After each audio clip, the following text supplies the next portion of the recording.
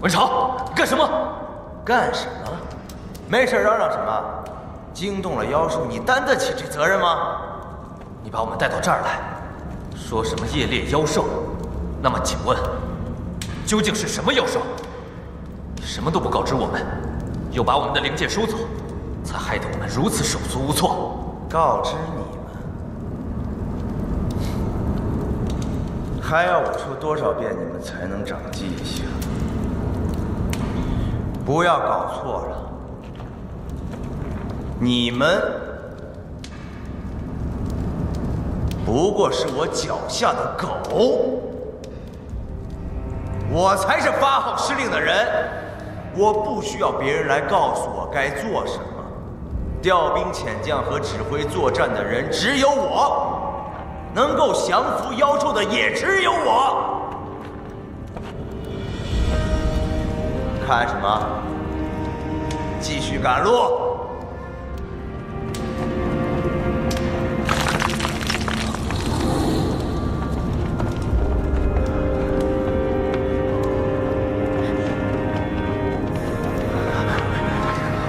对，就是这儿，快下去！这底下深不见底，搞不清楚里面是什么妖兽。你不说清楚，我们要怎么下去？哎，魏云，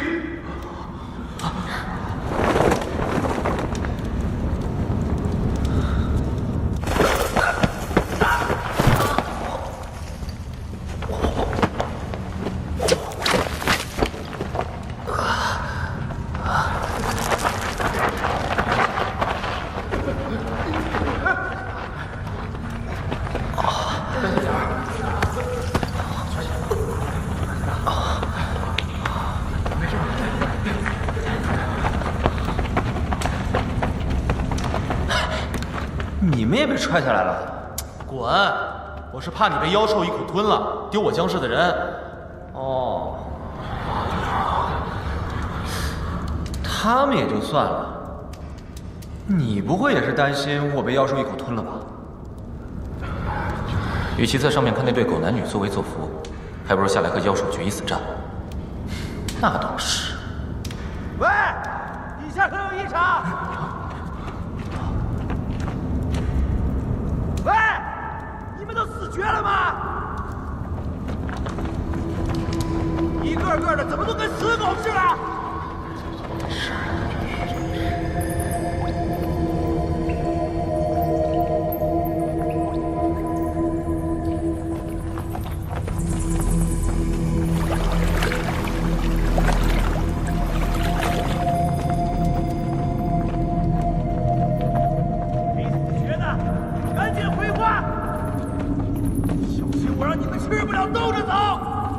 你们听，这回声，我们离外面恐怕有100丈之远。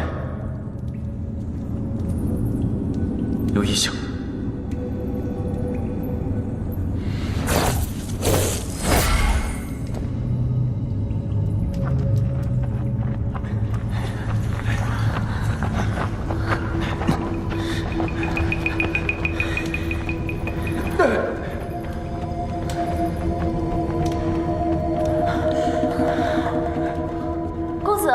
没路了！不可能，继续搜，仔细的搜。是。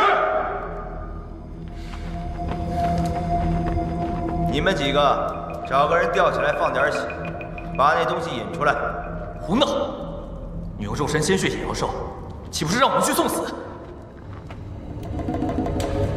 怎么，金大公子只是想以身试法，给我们做个表率？公子。我看就他吧。他呀，要不换个吧？为什么呀？难道你觉得他长得好看，你舍不得？胡说！我有什么舍不得的呀？娇娇说了算。哼！让开！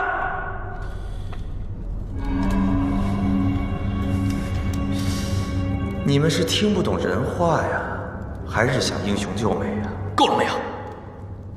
你用旁人当肉垫还不够，现在还要用活人的鲜血来当诱饵。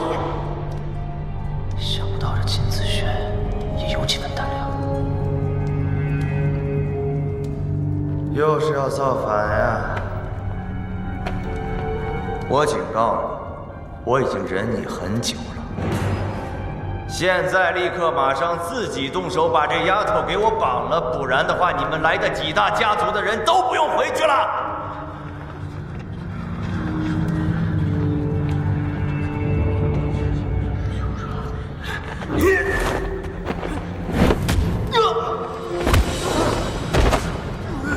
来领金是有你们这样的门生，真是可耻。现在这样的局面恐怕不能独善其身了。反了，反了！给我上！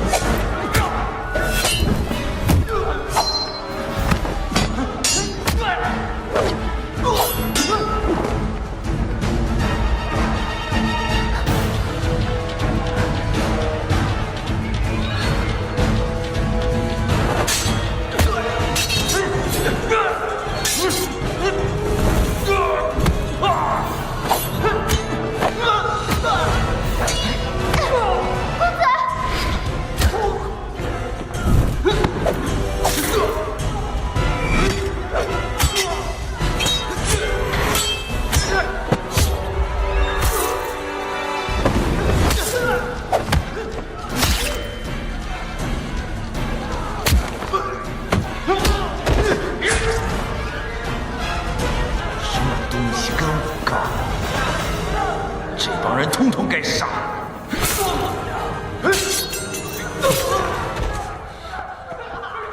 没错，仗家世欺人、为非作歹之徒，通通该杀。你说什么？你要我再说一遍吗？那我再说一遍：仗家世欺人、为非作歹之徒，通通该杀。不光要杀，还要斩其头颅，使之遭万人唾骂，警醒后世。听明白了？你竟敢说出这种大逆不道、狗屁不通的胡言乱语！你说什么？狗屁不通，大逆不道？我看是你才对吧，温长？你知道这句话是谁说的吗？这可是你们家温门精华录里面写的清清楚楚、明明白白。这可是你们本家开宗立祖的大名士温某说的。你竟然说你们家老祖宗的名言大逆不道、狗屁不通！好，好啊，极好，特别好，好极了！哎呀，哎，对了。辱骂温门名士是什么罪名啊？如果没记错的话，我记得是格杀勿论。哎，是吧？哎，是吗？很好，那你现在就可以去死了，魏无羡！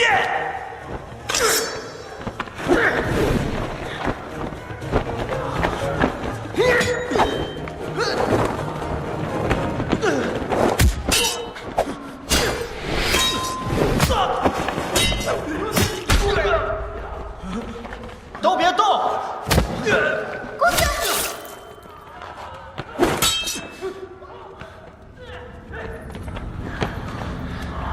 再动，当心我给你们这位温公子放血！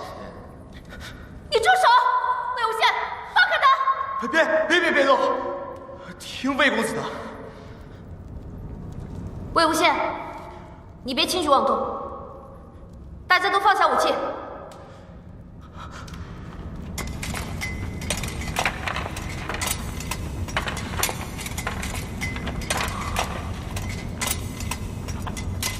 华单手，你也别动。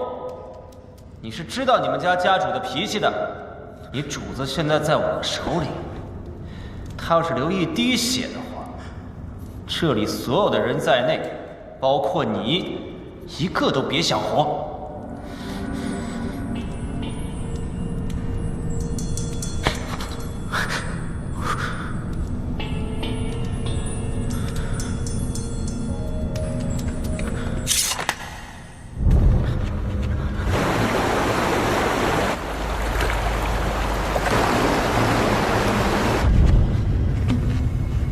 长，地震了！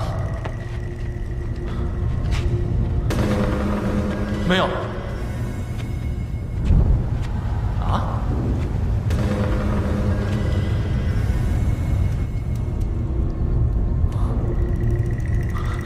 不是地动了，是你脚下的东西在动。啊！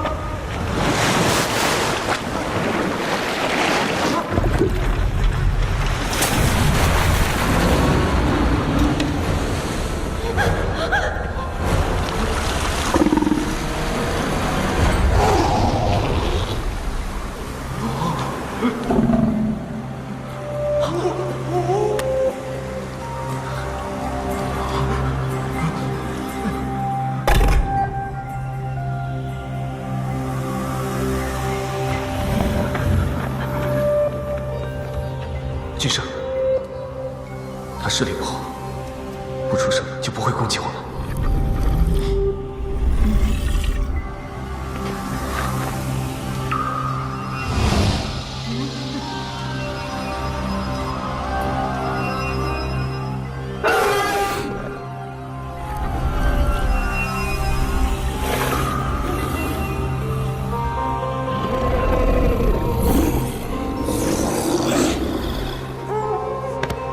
温忠亮，救我！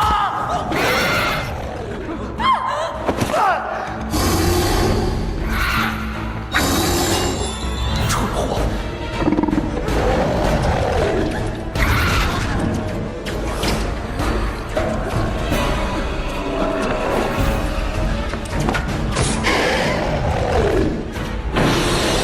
真是阴魂不散！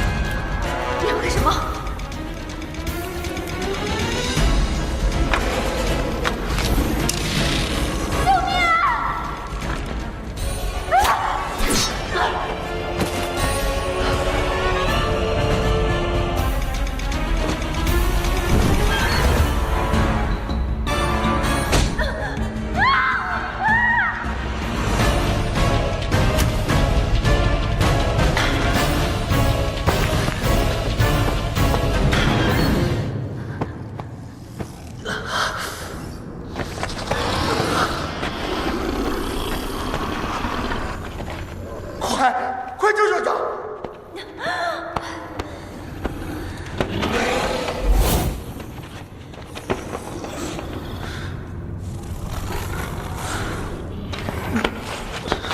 哎呦，脚，疼了吗？疼了吗？校长，疼了吗？疼吗？哎呦喂！快撤！快撤！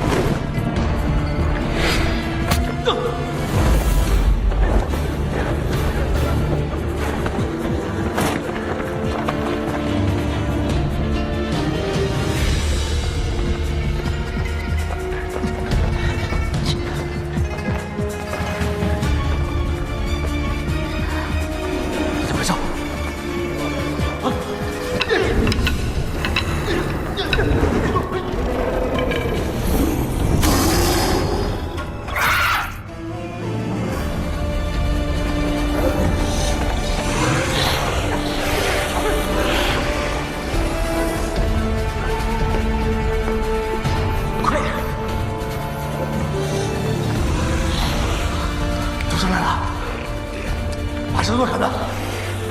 等等，走！不要！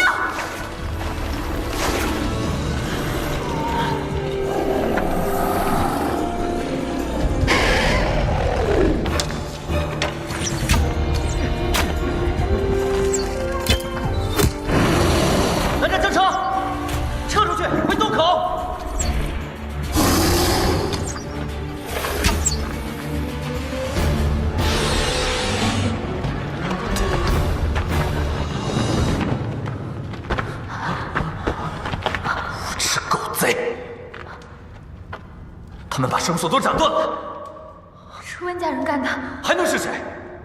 我们没有剑，这下可怎么办啊？住手！不要！停下！住手！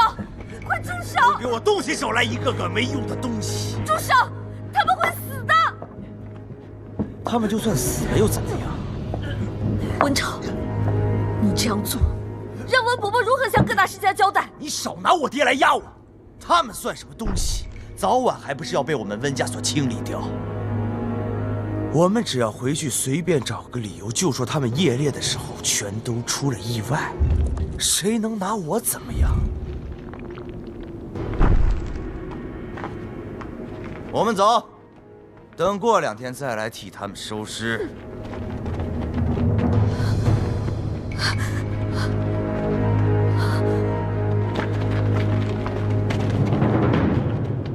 那对狗男女，他们真的干得出来？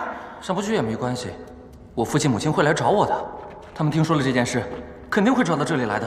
他们还以为我们在岐山受教化，怎么可能会找到这里来？再说温家的人走了以后，必然不会说实话，肯定会编个什么理由，我们就只能在这个山洞里面了。那我们就只能待在这个地洞里面，没有食物，跟一只妖兽在一起。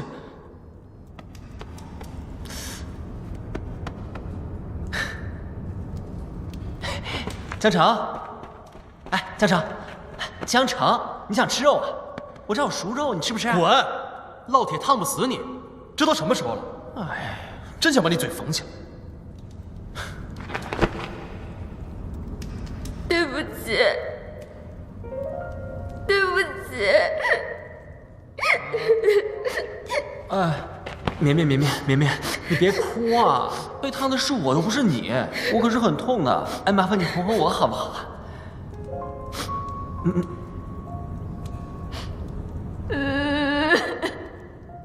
江城，你快哄哄绵绵啊！人又不是我弄哭的。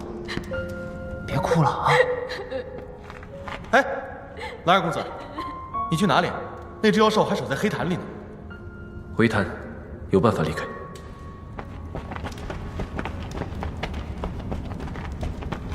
什么办法？潭有枫叶。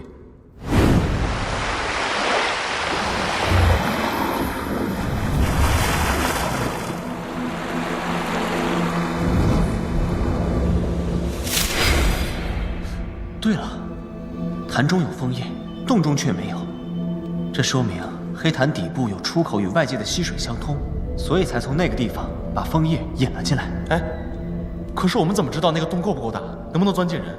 万一很小，只是条缝又该怎么办？而且那只妖兽还守在洞里不肯出去。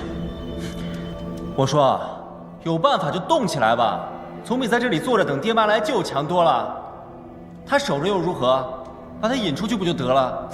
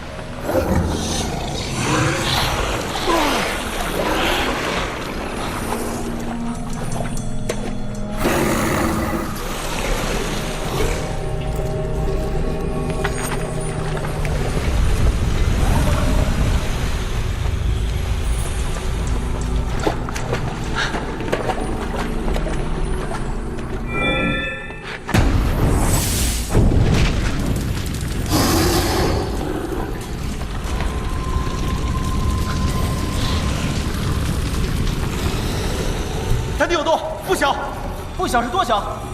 一次能过5、6个。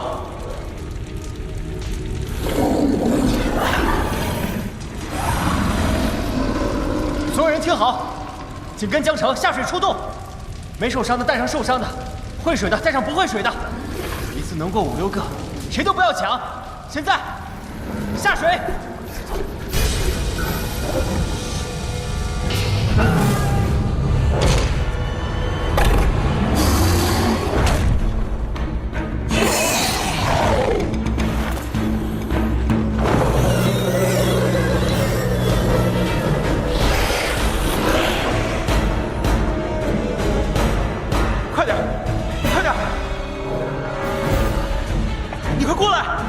马上就来！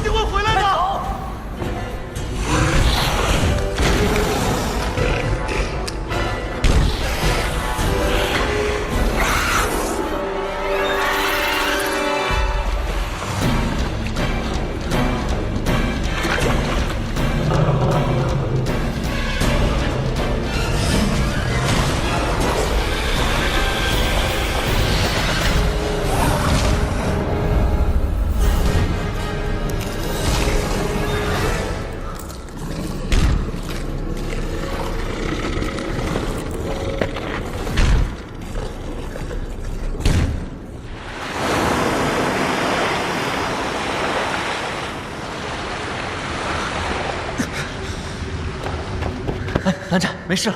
那个怪物好像是被什么东西封在坛顶了。啊！哎呀！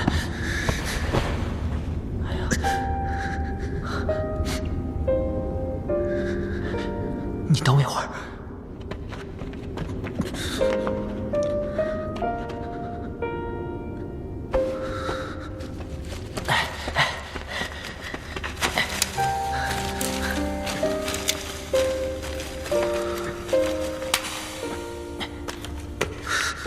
有没有绳子之类的呀？哎，我看你这墨额不错。你，哎呀，我什么我呀？你这种关键时刻就别再计较这些了。能有你的腿重要吗？你这个人真是，忍一忍啊，忍一忍啊。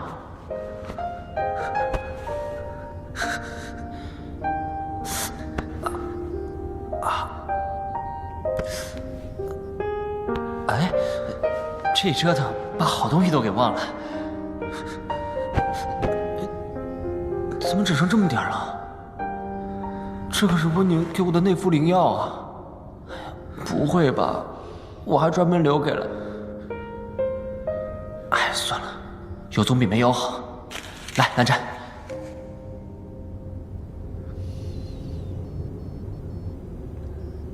得想办法把蓝湛的淤血逼出来。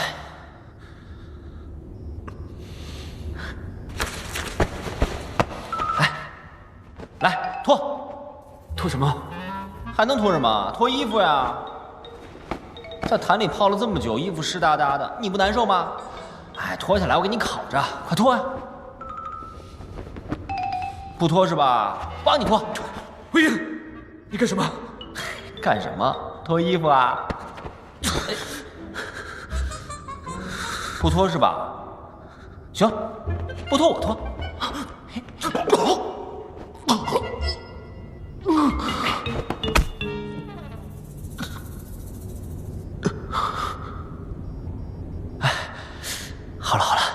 这淤血啊，吐出来就好了。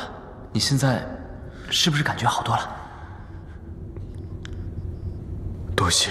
啊，罢了罢了，我这个人啊，最怕别人跟我道谢了，尤其是你这种一本正经的道谢，瘆得慌。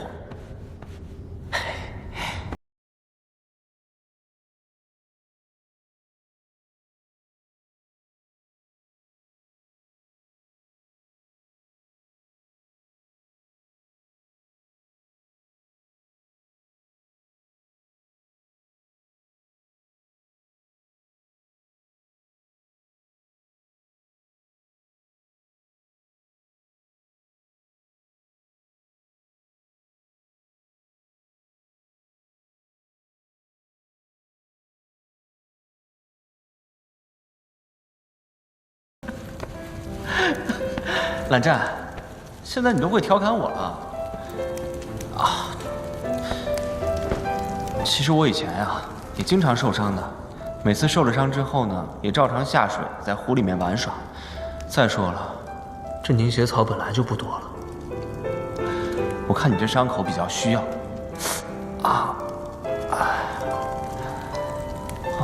机制疼痛，下次便不要莽撞。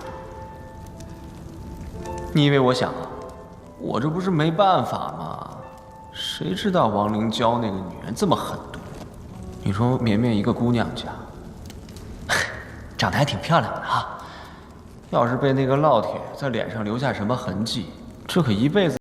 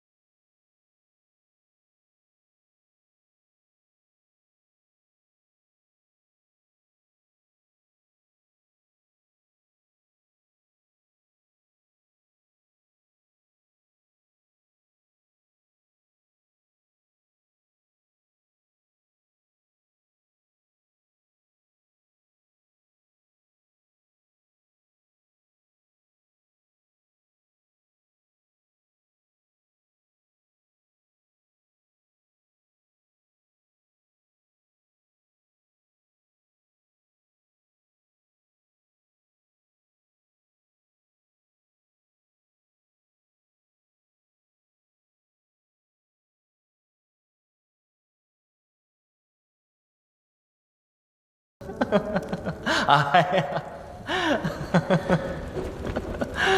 我为什么要在这里跟你说这些废话？那不是没办法吗？这个破地方现在就剩下你我两个倒霉人嘛。你不跟我聊，你跟谁聊呀？不过话说回来，这可是蓝湛你跟我说的话最多的一次。哎，你说咱们俩出生入死那么多次，你都不跟我说，你们蓝家的人是不是？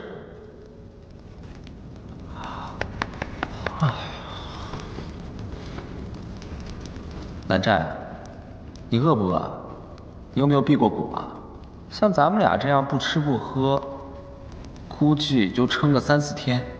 如果还没有人来救我们的话，估计咱们的体力、精力、灵力就都要衰弱了。从姑苏到木须山比云梦到木须山要近一些，所以应该是你们家的人先来救。慢慢等。不过不用担心。就算你们家的人不来，过1、2天，江城也赶回云梦了。江城人机灵，温家的人拦不住他的。啊？等不到了。啊？云深不知处已经烧了。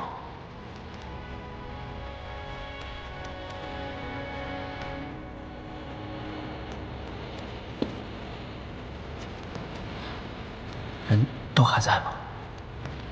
你叔父，还有你哥，叔父重伤，兄长失踪。什么？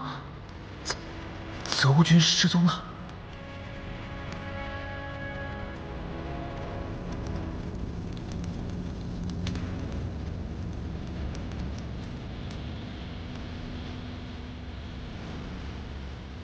哎，你怎么了？我这衣服都烤好了，要不我先给你盖上，你先睡一觉，然后咱们明天再。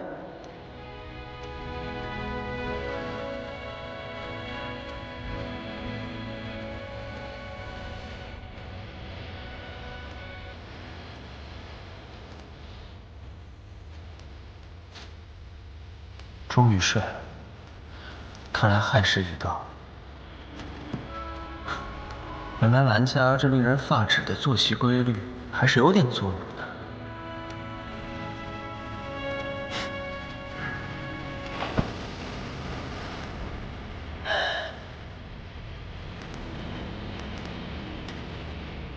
我们被困在这里，得罪了温朝。不知道江城他们怎么样了，也不知道云梦又怎么样了。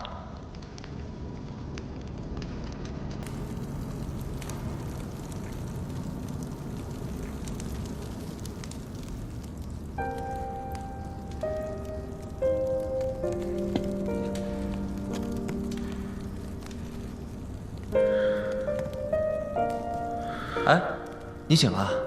行。看来卯时已到。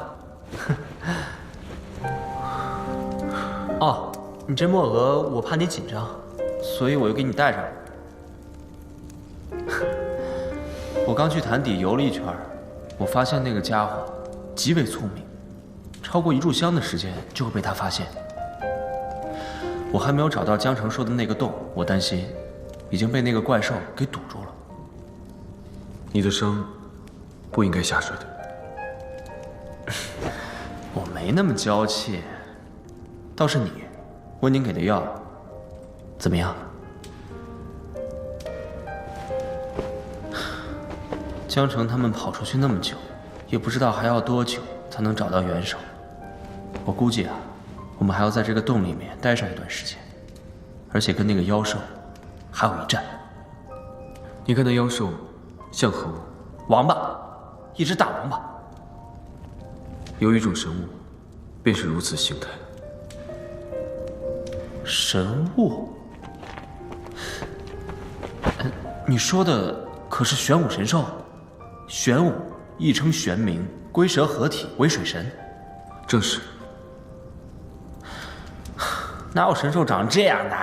一口獠牙，还吃人，跟想象中的也差太远了吧？自然不是真正的玄武神兽，不过我曾经听说一尊假玄武，与这只妖兽很像。假玄武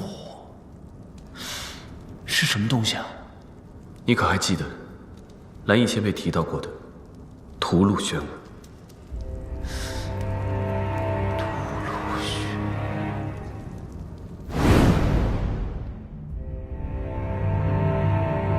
薛崇海控制一只上古妖兽屠戮玄武。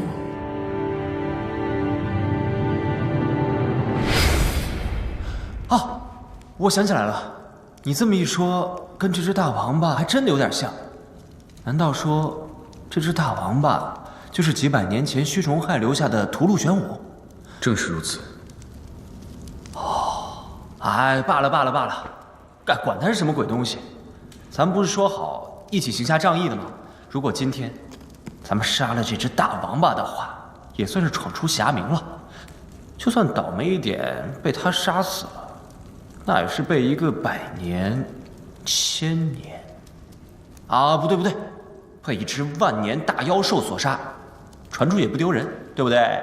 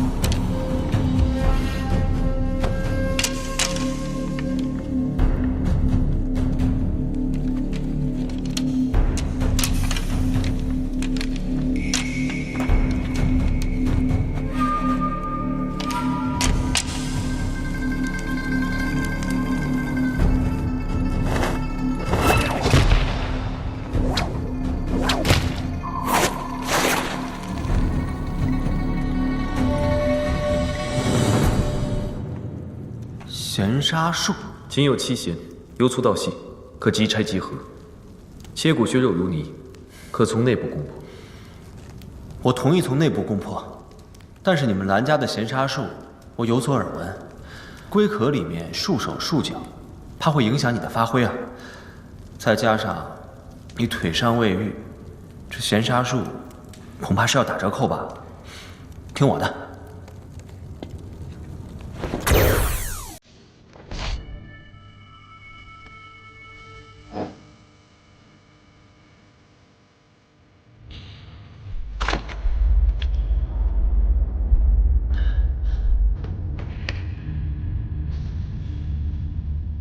屠戮玄武龟甲固如堡垒，表皮坚硬无比，看似不可突破，但越是如此，它藏在龟壳之内的躯体部分就可能越是脆弱。我潜入到它的龟壳之中，找到它的这个弱点，着重攻击，逼它逃出龟壳。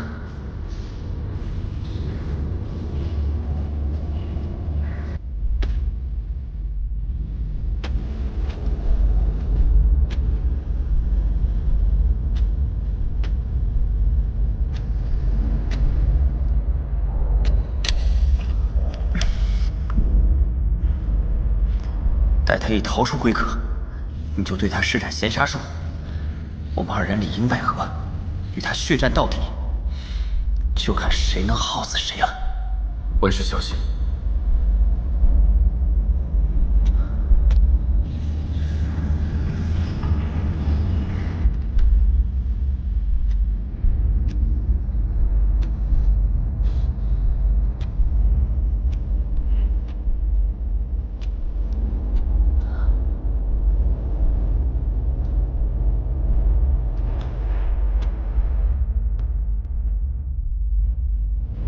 如何？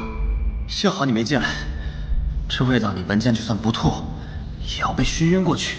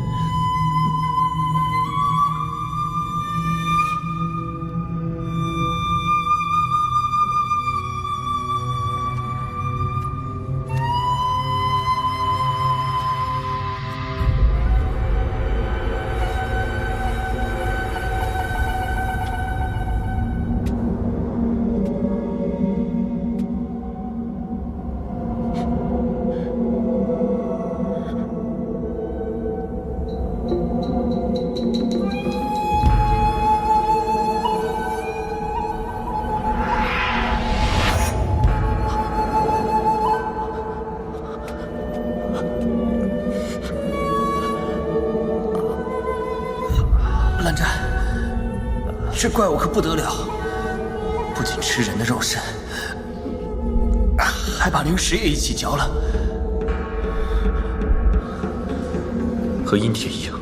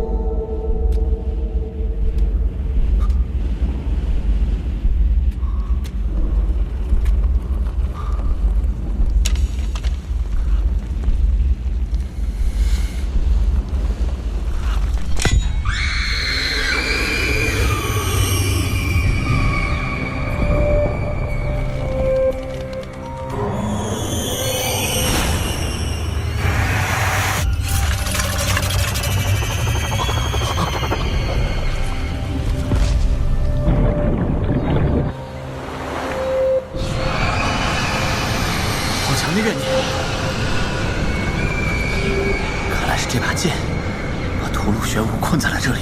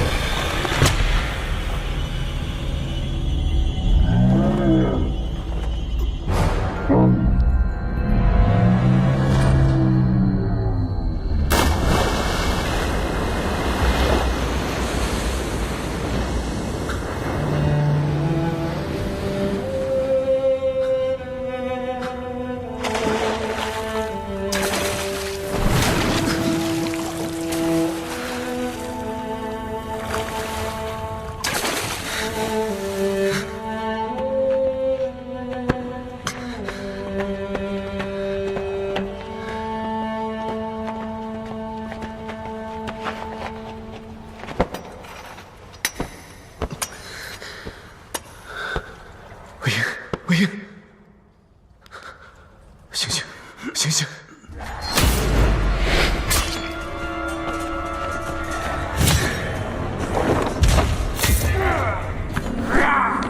恭喜父亲，傀儡实力大增，统一各大世家指日可待。告诉温煦，让他找到薛洋，还有，在岳阳和清河与薛洋有关的所有人都好好查查。是。不过父亲，孩儿有一事不明白，您已经找到了3块阴铁，为什么还要找最后1块？3块阴铁力量再大，也不能操控已被阴铁控制的傀儡。孩儿明白了。如果薛洋同时练就傀儡，即使我们操纵3块阴铁之力，也无法反制于他。孩儿这就去办。去吧。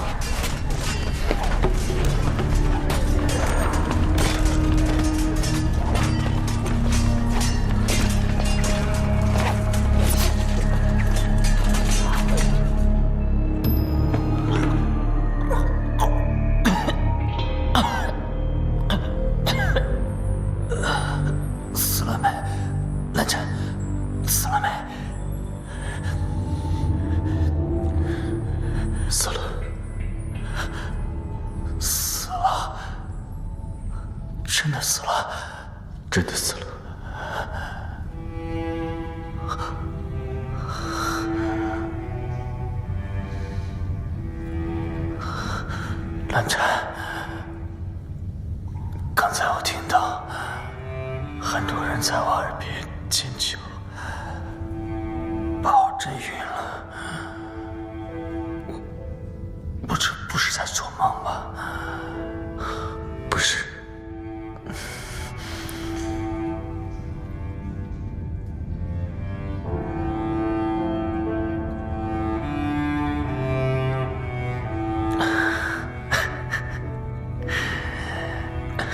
没想到，我有生之年还能看到蓝二公子如此景象。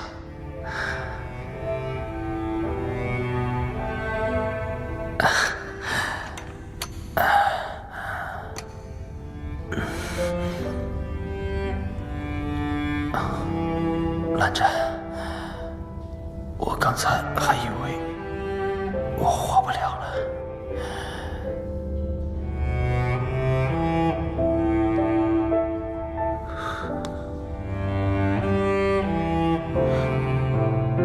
魏婴，你发烧了。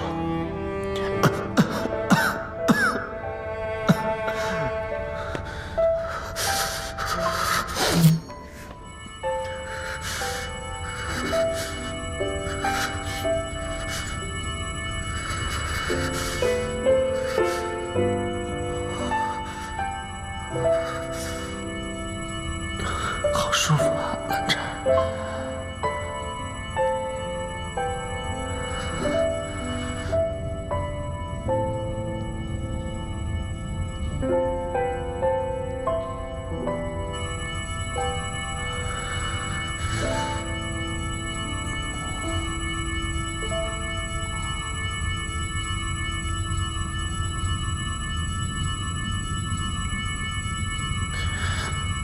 好无聊啊！京城这个臭小子，怎么还不来救我啊？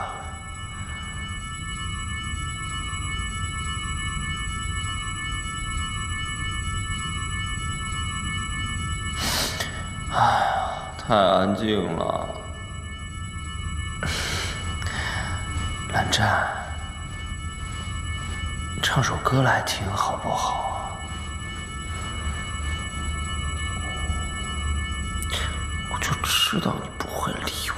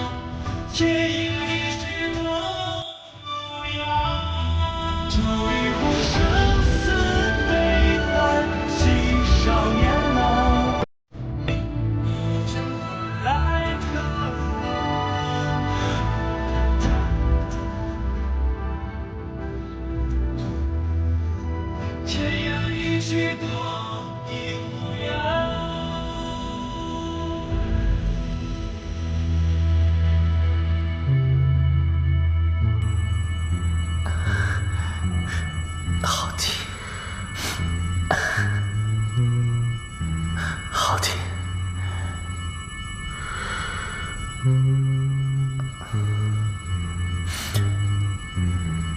兰湛，这首曲子叫什么名字啊？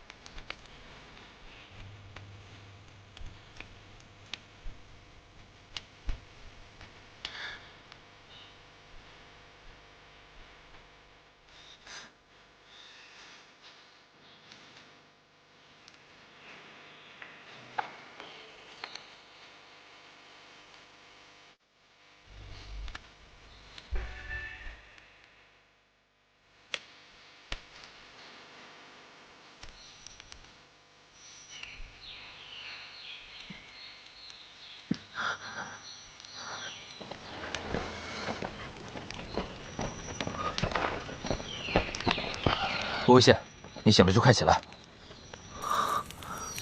你这人也太沉了，我搬块石头也比你轻。是你？你别误会啊，我不是特意来救你的。这么说来，那我还真是多谢你了。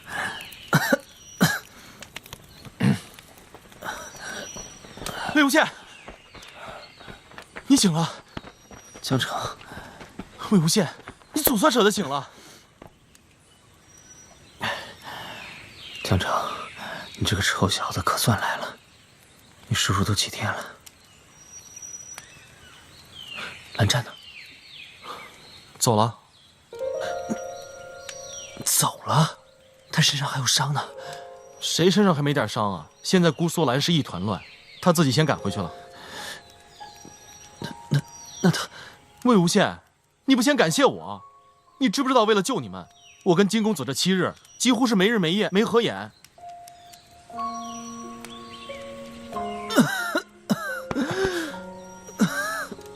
7日，过了这么久吗？可不是，离着最近的姑苏和清河都被温氏给占了，我们只能都先去往兰陵。这次说来也要感谢金公子，若不是金公子在金宗主面前极力相劝，力主讨伐温氏，我们也不能带人来救你们。我没有剑，要是等我回到云梦，可就不止7天了。对了，我忘了你们没法遇见。那温潮呢？温潮他们呢？他们没有拦你们吗？说来也奇怪，这温氏最近不知是发生了什么，将温晁、温煦都派了出去，好像在找什么东西。要不然我们怎么那么容易去挖洞，然后救你们出来呢？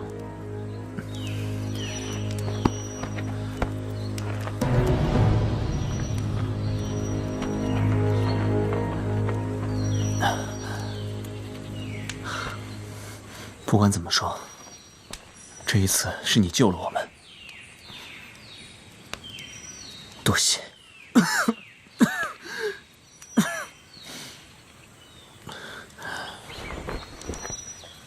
江公子，既然人已救出，我们事不宜迟，赶紧走吧。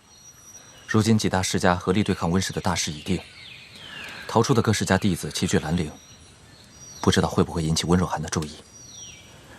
虽然如今暂且无事，却不得不防温氏的报复。我和魏无羡会尽快赶回去，劝说阿爹与公子一起共商讨伐温氏大计。好，那我们就此告辞。公子保重。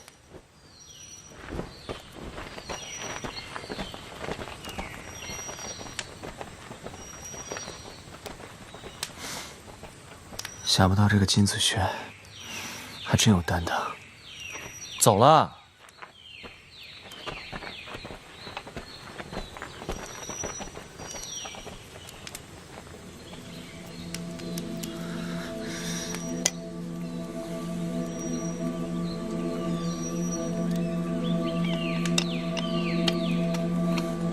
魏无羡，走了。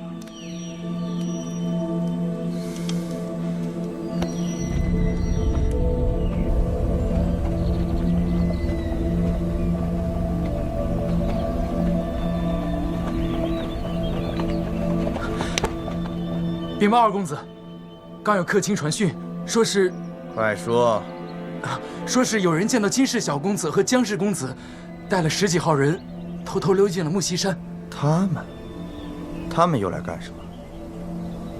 难道是来救魏无羡的？都这么多天过去了，再加上那只王八，他们恐怕是来给魏无羡收尸的吧？你们两个去那山洞看一看，蓝忘机和魏无羡到底死了没有？这愣着干嘛？快去呀！是。温如流，你带着娇娇先行一步去往云梦看住他们，如有情况随时报我。是。魏无羡，这回就算你侥幸没死，我也不会再让你舒服地过下去。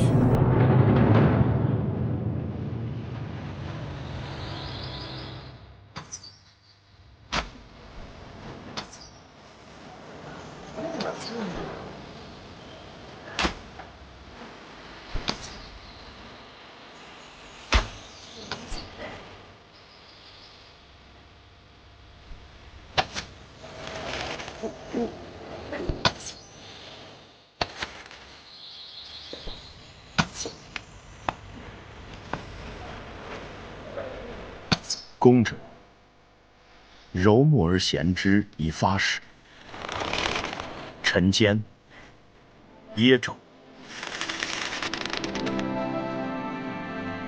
静待时机，方能箭无虚发。太棒了！太棒了！太棒了！师傅，我以后会好好跟您学射箭的。江叔叔，我也要射纸鸢。阿成，阿谢，师姐，回来了。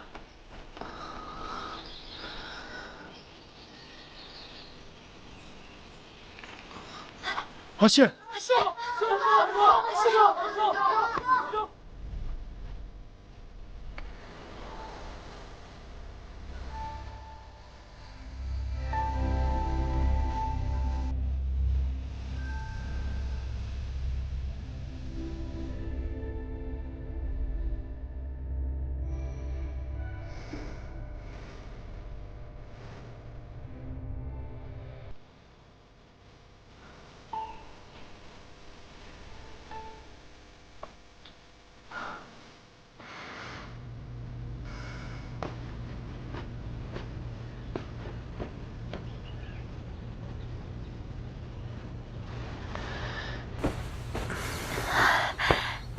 你醒了，师姐。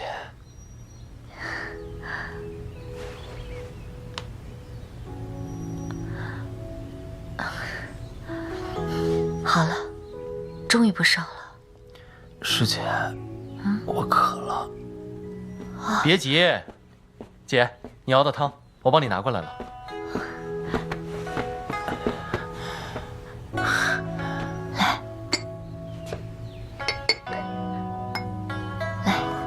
莲藕排骨汤，好喝。师姐，你做的莲藕排骨汤是这世界上最好喝的莲藕排骨汤。你是不知道，我在玄武洞那几天啊，肚子饿的时候，满脑子都是师姐你做的莲藕排骨汤。你别着急，慢点喝，锅里还有呢。好喝。阿宪，怎么样？好些了吗？哎，别下来，别下来。江叔叔，我好多了。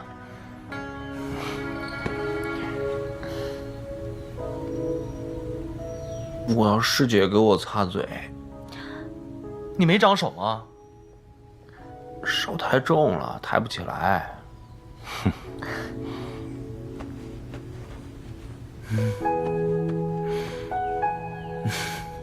我再去给你做点好吃的。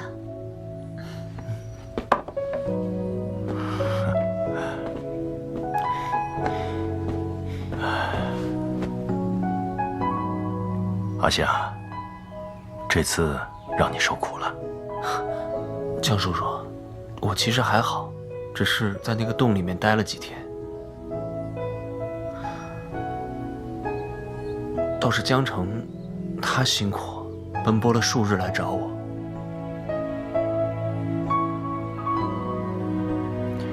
做得不错。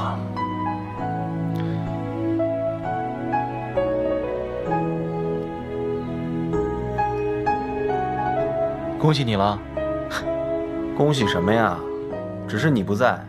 要是你在的话，那颗头也有你的份儿。只是你不在啊，我连个讲话的人都没有。你是不知道啊，我和那个蓝湛坐在一起，可把我给憋死了。憋死你活该，当初你就不该逞英雄，不该管这些破事。要是你当初没有……江城，你知道刚才说的有什么不妥吗？我知道。江叔叔。没事的，他就是随口说说，发个脾气而已。阿成啊，有些话，就算是生气，也不能乱说。说了，就表明你还没明白我云梦江氏的家训，还没有。是，他不明白有什么关系啊？魏婴明白就够了。明知不可为而为之，说的可不就是像他这样，明知道会给家里带来什么麻烦，就还要闹腾。你怎么来了？哼，可笑！我竟要被这样询问，江宗主，你还记不记得我也是莲花坞的主人？记不记得这里的每一块土地都是我的地界？记不记得这坐着的和站着的哪个才是你儿子？我当然记得。你是记得，但光是记得也没什么用。这个魏婴也真是，一天不惹事就浑身不自在。早知道，就应该让他待在莲花坞，禁止出门。那个温潮，难道真的还敢把姑苏蓝氏和兰陵金氏的2个小公子怎么样了？就算敢怎么样，那也是他们运气不好，轮得着你去逞英雄？我今天把话放在这儿。你们等着瞧，他早晚有一天会给咱们家惹出大乱子不可。行了，走，咱们回去说。回去说什么？回哪里说？我偏要在这里说，反正我问心无愧。蒋成，你过来。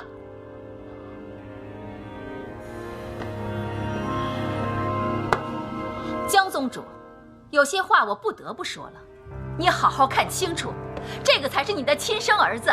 莲花坞未来的主人，就算你是因为他是我生的而看不惯他，那他也还是姓江。我就不相信你不知道外边的那些人是怎么说的。说江宗主这么多年来还对某某散人痴心不改，视故人之子为亲子，甚至还说魏婴会不会就是你的于子渊？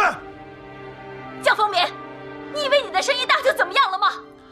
我还不知道你了。哼！你给我站住！我还没说完呢。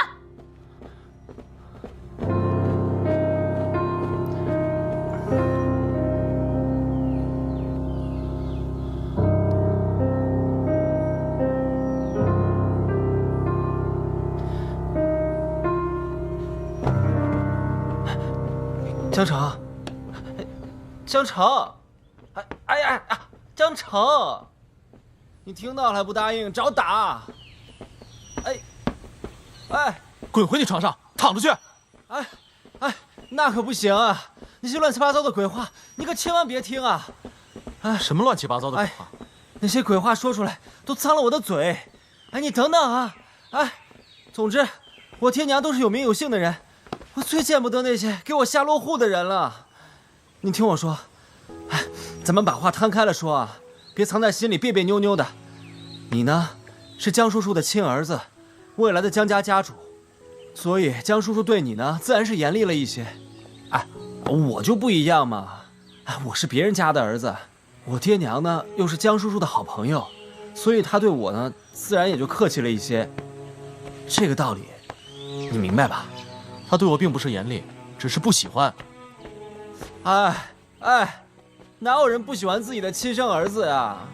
哎，你别瞎想了，那些嘴碎传谣的人，我见一次打一次，打得他们爹娘都不认识。就是有，他不喜欢我阿娘，连带就不喜欢我。我知道，我不是他喜欢那种性格，不是他想要的继承人。他觉得我不懂江家的家训，半点没有江家的风骨。是。你和蓝忘机合力斩杀屠戮玄武，浴血奋战，了不起。可是我呢？我也是奔波数日，精疲力竭，一刻也没有休息过。这家训算什么？哎，我跟你讲，谁说的有家训就一定要遵守啊？这姑苏蓝氏3000多条家训，如果每个人都遵守的话，那还活不活了？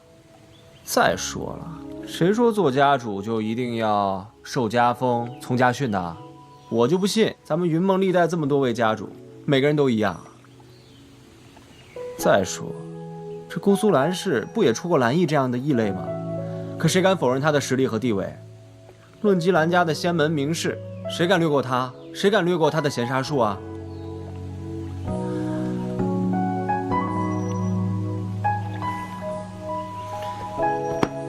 所以啊，你就别瞎想了。等你将来做了家主啊，我就做你的下属，就像你爹和我爹一样。这姑苏有双璧算什么？咱们云梦就有双杰，所以谁都不能这么说你，知道吗？哎，你自己也不行，谁敢说我就揍谁，知不知道？就你现在这样，能揍谁啊？江城，你现在疼得要死。当初为什么逞英雄？活该，给你长记性。我是逞英雄吗？我那是迫不得已。